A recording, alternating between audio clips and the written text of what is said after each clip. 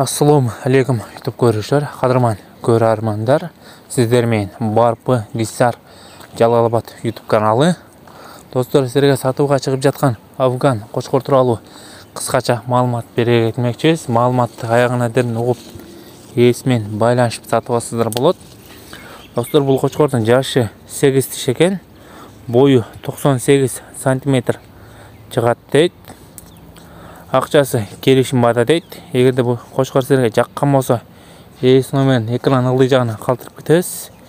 Барып жерінен содырлашып сатып алсыздар болады. Машина оған жақшы ұруқтық қошқор. Егерде бұл қошқор жаққан болса, жақты деген лайк кнопкасын баса кетіңіздер. Достармен поделися қылып бөлішіп кетеміз.